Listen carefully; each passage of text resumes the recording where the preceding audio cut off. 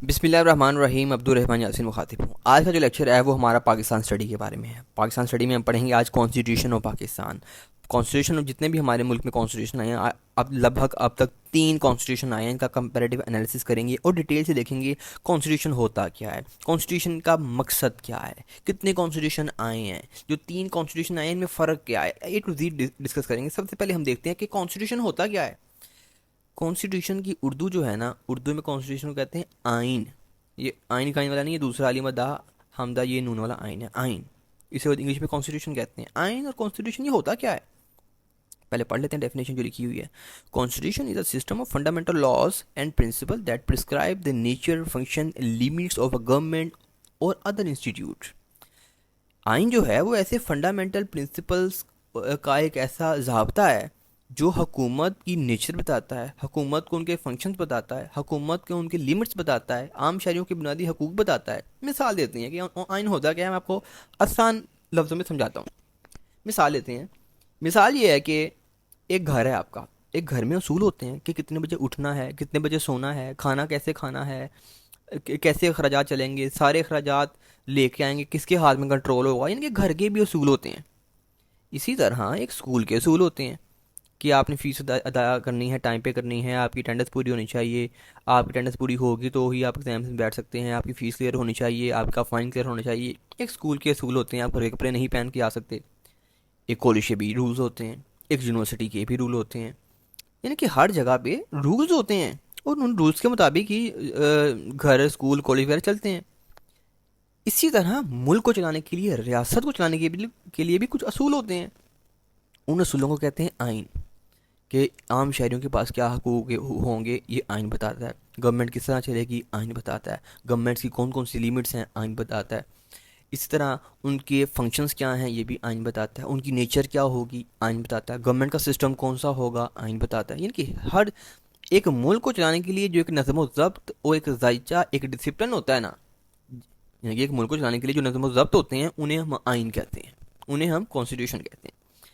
आगे further more देखते हैं कि कॉन्स्टिट्यूशन के अंदर जो है ना, वो कॉन्स्टिट्यूशन कैसे बनता है। पाकिस्तान का जो कॉन्स्टिट्यूशन है वो बना है किन चीज़ों के ऊपर, कुरान के ऊपर, अहादीस के ऊपर। यानी कि हमारा जो जो हमारे मुल्क का आइन है, in the Muslim state particularly Pakistan, खासतौर पे Pakistan, laws drive from the constitution. जितने भी हमारे मुल्क में कानून बनते हैं और जितने भी बाकी मुस्लिम स्टेट्स में जो कानून बनते हैं वो सारे आइन के मुताबिक बनते हैं।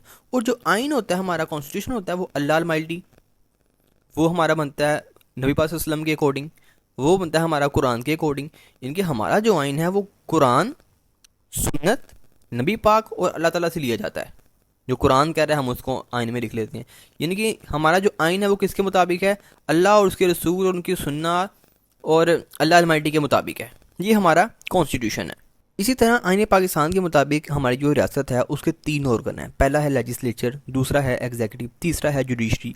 लेजिस्लेचर कहते हैं पार्लियामेंट को, जहाँ कानून बनता है उसे लेजिस्लेचर कहते हैं। फिर पार्लियामेंट को लेजिस्लेचर कहते हैं और लेजिस्लेचर को पार्लियामेंट कहते हैं। इनके एक दूसरे के जो आइसोमर हैं। लेजिस्लेचर को पार्लियामेंट भी कहते हैं और पार्लियामेंट को लेजिस्लेचर कहते हैं। इनके पार्लियामेंट का दूसरा नाम क्या है, लेजिस्लेचर। लेजिस्लेचर में क्या होता है, कानून बनता है। और आगे पार्लियामेंट में, यानी कि लेजिस्लेचर में 2 हाउसेस हैं आगे, upper house and lower house, यानी कि नेशनल असेंबली एंड सेनेट। इसी तरह एग्जीक्यूटिव है। एग्जीक्यूटिव का काम क्या होता है, लॉज को इन्फोर्स करवाना, जिसमें ब्यूरोक्रेसी शामिल है, जिसमें आपकी आर्म फोर्स शामिल है, जिसमें जितनी भी इम्प्लीमेंटेशन पॉलिसीज होती हैं सारी शामिल हैं। एग्जीक्यूटिव गवर्नमेंट कह सकते हैं आप। एंड थर्ड नंबर पे आती है जुडिशरी, यानी कि अदलिया, जिसमें सिविल कोर्ट है, उसके बाद सेशन कोर्ट है, हाई कोर्ट है, उसके बाद सुप्रीम कोर्ट है। यानी कि आपकी जो जुडिशरी होती है ना, उसे, यानी कि ये तीसरा ऑर्गन है हमारी रियासत का। फर्दर अगर बात करें तो हम सेनेट और नेशनल असेंबली की बात कर लेते हैं। यानी कि जो लेजिस्लेचर होता है ना, लेजिस्लेचर जिसे हमने कहा कि पार्लियामेंट यानी कि लेजिस्लेचर में यहाँ कौन लोग बैठते हैं, लेजिस्लेचर में बैठते हैं आपके एमएनए और एमपी, जिन्हें आप वोट देते हैं, जिन्हें आपने वोट दिए होते हैं, वो कहाँ बैठते हैं जाकर, पार्लियामेंट में। एमएनए पार्लियामेंट में बैठते हैं और जो एमपी होते हैं वो प्रोविंशियल असेंबली में बैठते हैं, वो प्रोविंशियल लेजिस्लेचर में बैठते हैं। 2 लेजिस्लेचर होते हैं। एक आपका सूबे का कानून बनता है उसे प्रोविंशियल लेजिस्लेचर कहते हैं, यहाँ से प्रोविंशियल असेंबली कहते हैं। और एक आपका नेशनल असेंबली में जाके आपके एमएनए बैठते हैं। इनके जो हमारा मुकन्ना है, इसे उर्दू में मुकन्ना कहते हैं, लेजिस्लेचर को उर्दू में मुकन्ना कहते हैं। इनके लेजिस्लेचर, अब आपने पार्लियामेंट नहीं बोलना, पार्लियामेंट तो आम लोग बोलें, आप एक लॉ के स्टूडेंट हैं, अब आपने पार्लियामेंट नहीं बोलना, आपने कहना है लेजिस्लेचर। लेजिस्लेचर में क्या होता है, लेजिस्लेचर का काम होता है कानून बनाना। एक बिल आता है, वो फिर उसको सारे उस पर वोटिंग करते हैं, वो वोटिंग अगर 51% हो जाए या उससे ज़्यादा हो जाए तो वो बिल पास हो जाता है। दोस्तों बात करेंगे हम कॉन्स्टिट्यूशन के बारे में। हमारे मुल्क में तीन तीन बार कॉन्स्टिट्यूशन आया है। हमारे मुल्क में तीन आइन बने हैं, तीन आइन बने हैं। पहला बना 1956 में, दूसरा बना 1962 में, तीसरा बना 1973 में।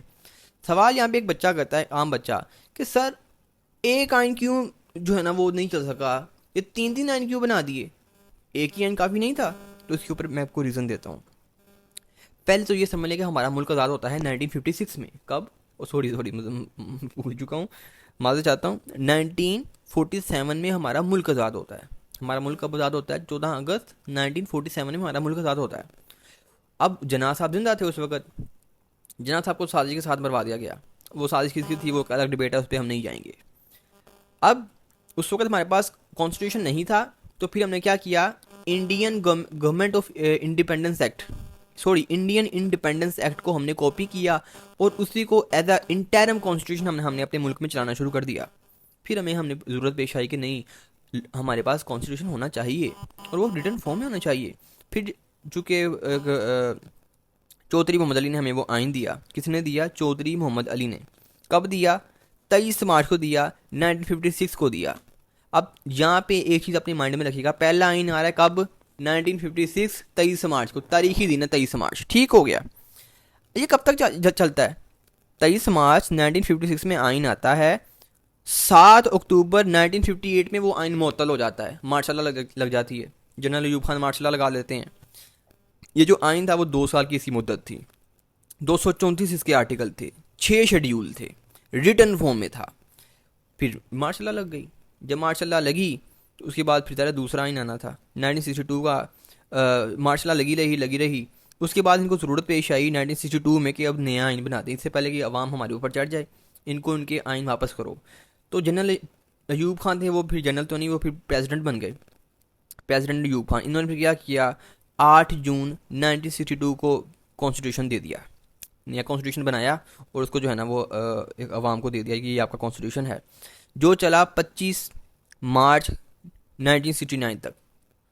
सर इसके बाद तक क्यों नहीं चला? बाद में फिर मार्शल लॉ लग गई, बाद में फिर मार्शल लॉ लग गई।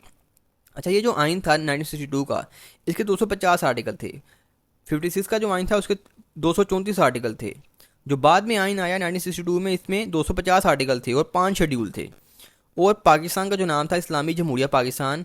1956 में हमारा जो मुल्क का नाम था वो इस्लामी जमहूरिया पाकिस्तान ही था, लेकिन 1962 में इस्लामी जमहूरिया ख़त्म कर दिया गया। अवाम ने एहतजाज किया, वो फिर को मजबूरन दोबारा से ऐड करना पड़ा, ये भी रिटर्न फॉर्म में था। फिर मार्शल लॉ लग जाती है। जब मार्शल लॉ लगती है ज़ियाउल हक की, उसके बाद इनको 1969 में मार्शल लॉ लगती है। उसके बाद इनको 1973 में जो है ना वो होश आती है कि नहीं यार आइन वापस दे दो। फिर 1973 के अंदर ये जो जुल्फ़िकार अली भुट्टो आइन देते हैं, जो कि 14 अगस्त को 1973 को जो है ना वो अपना कार्रवाई में आता है, इन्फोर्स होता है। इसके आर्टिकल थे, पहले में 234 हैं, दूसरे में 250 आर्टिकल हैं। 1973 जो आखिरी कॉन्स्टिट्यूशन था हमारा, अल्लाह करे कि यही चलता रहे, अब मार्शल ना लगे, क्योंकि बड़ी इसमें तबाही हो जाती है। इसमें थे 280 आर्टिकल, 12 शेड्यूल थे, ये भी रिटर्न फॉर्म में था। इसी के अलावा अगर बात करें फॉर्म ऑफ गवर्नमेंट के, कौन सा गवर्नमेंटल सिस्टम था, तो दो किस्म के सिस्टम होते हैं ना दुनिया के अंदर, दो किस्म के गवर्नमेंट सिस्टम जो है ना वो चल रहे हैं।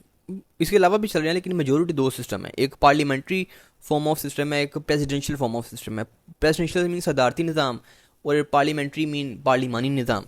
तो जो 1956 का जो आइन था उसके मुताबिक जो हमारा जो सिस्टम ऑफ गवर्नमेंट था, जो हमारी फॉर्म ऑफ गवर्नमेंट थी, वो थी पार्लियामेंट्री, ठीक है।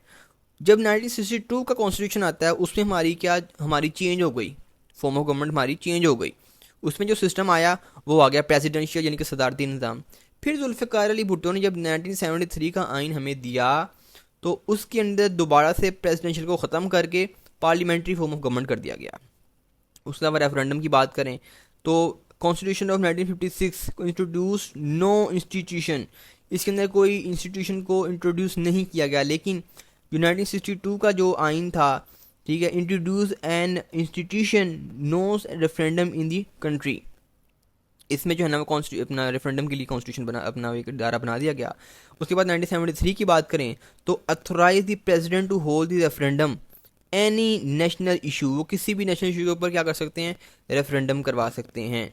उसके बाद जो था वो इलेक्शन जो थे 1956 में वो डायरेक्ट इलेक्शन थे, 1962 में भी जो इलेक्शन हुए वो इनडायरेक्ट हुए। उसके बाद जनाबे वाला जो मेथड आया हमारे पास 1973 में, ये भी अलग फसल से डायरेक्ट मेथड है, लेकिन ये वाकई डायरेक्ट मेथड है, ये आप समझ रहे होंगे। खैर कि 1956 था उसके अंदर जो मेथड ऑफ इलेक्शन था वो कौन सा था, वो डायरेक्ट था। 1962 आया, इसमें कौन सा वो मेथड है, इसमें इनडायरेक्ट मेथड है, इनडायरेक्ट इलेक्शन मेथड।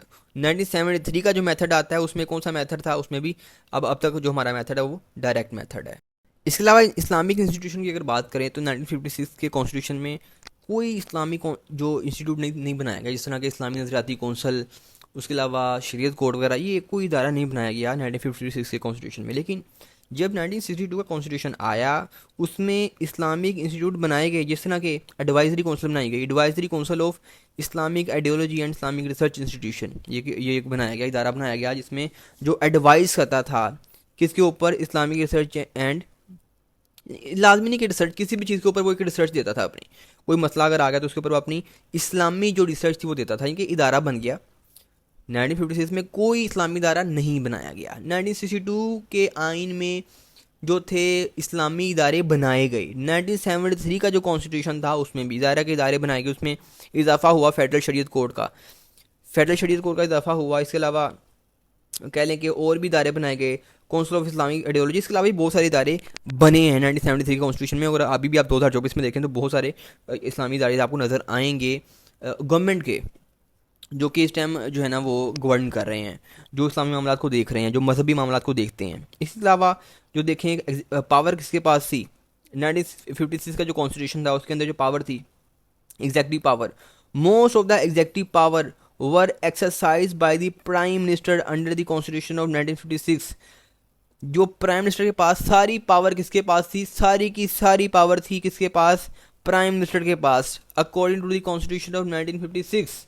लेकिन जब 1962 का कॉन्स्टिट्यूशन आया तो मोस्ट ऑफ द जितनी भी पावर थी वो किसको दे दी गई, वो सदर को दे दी गई। तमाम की तमाम पावर किसके हैंड ओवर कर दी गई, सदर पाकिस्तान, जो सदर होगा सदर के हैंड ओवर सारी की सारी पावर कर दी गई। इसके बाद अगर बात करें, इसके बाद जो आता है हमारा कॉन्स्टिट्यूशन अपना 1973 का, 1973 के कॉन्स्टिट्यूशन में जो पावर थी, जो हमारी जो एग्जेक्टिव पावर थी, 56 का कॉन्स्टिट्यूशन है उसमें हमारी पावर किसके पास है, वो सारी की सारी पावर किसके पास है, प्राइम मिनिस्टर के पास। जो 1962 का कॉन्स्टिट्यूशन है उसमें सारी की सारी पावर किसके पास है, सदर के पास है, प्रेसिडेंट के पास है। लेकिन जब 1973 का कॉन्स्टिट्यूशन आता है तो एक अलग किस्म की जो है ना वो एक हमें समरी देखने को मिलती है। Prime minister exercise all executive authority, जो प्राइम मिनिस्टर होगा वो एग्जीक्यूटिव के तमाम जो है ना वो अथॉरिटीज को एक्सरसाइज करेगा। उसके पास पावर होगी to dissolve the national assembly, उसके पास पावर होगी power to appoint the caretaker PM, वो जो होते हैं ना ये जो केयर टेकर, जब मुद्दत मुकम्मल हो जाए तो केयर टेकर पीएम आते हैं, तो उसके पास पावर होगी कि वो जो है ना वो केयर टेकर पीएम लगा सके, प्राइम मिनिस्टर लगा सके। यानी कि जो मैक्सिमम जो, लेकिन बहुत सी ऐसी चीज़ें हैं जो प्राइम मिनिस्टर एक्सरसाइज नहीं कर सकता, उसको बाकियों की जो है ना वो उसमें कॉन्सेंट चाहिए होता है according to the constitution of 1973। Furthermore अगर बात करें तो आगे है इसके fundamental rights. Constitution of Pakistan 1973 हो, 1962 हो, 1956 हो, तमाम कॉन्स्टिट्यूशन में इस बात को मुतफिका रखा गया कि जो हकूक़ होंगे आम शहरियों के, जो सिविल एंड पॉलिटिकल राइट्स हैं, वो हर सूरत में इंश्योर किए जाएंगे, यकीनी बनाए जाएंगे, लेकिन सस्पेंड किए जा सकते हैं एमरजेंसी की सूरत में। ये किस कॉन्स्टिट्यूशन में था, 1956 के कॉन्स्टिट्यूशन में। लेकिन 62 का कॉन्स्टिट्यूशन हो, 73 का कॉन्स्टिट्यूशन हो, इसमें ये चीज़ इंश्योर की गई कि जैसे मर्जी हालात आ जाएँ पॉलिटिकल एंड सिविल राइट्स को इंश्योर किया जाएगा। एक आम शख्स के बाद जो ज़िंदगी गुजारने का हक है, बोलने का हक है, आज़ादी के साथ ज़िंदगी गुजारने का हक है, वोट देने का हक है, बिज़नेस करने का हक हासिल है, तालीम का हक हासिल है, ये सस्पेंड नहीं किए जाएंगे। तो ये हमारा एक कॉन्स्टिट्यूशन जो थे 3, उनका कंपैरेटिव एनालिसिस था आई होप सो आपको समय लगी होगी। और इसका क्विज भी आप ज़रूर दीजिएगा, और इसमें जितनी डेट्स थी वो उसको लाजमी याद रखिएगा। कौन सा कॉन्स्टिट्यूशन किसने दिया इसको भी याद रखिएगा। जो 1956 का कॉन्स्टिट्यूशन था वो दिया हमें चौधरी मोहम्मद अली ने। 1962 का कॉन्स्टिट्यूशन हमें दिया प्रेसिडेंट अयूब खान ने। 1973 का कॉन्स्टिट्यूशन दिया हमें जुल्फ़िकार अली भुट्टो ने। ये हमारा आज का लेक्चर था। नेक्स्ट लेक्चर में मिलते हैं। आप तक के लिए दीजिए इजाज़त। वमा अलैना इल्लल बलागुल मुबीन। Thank you.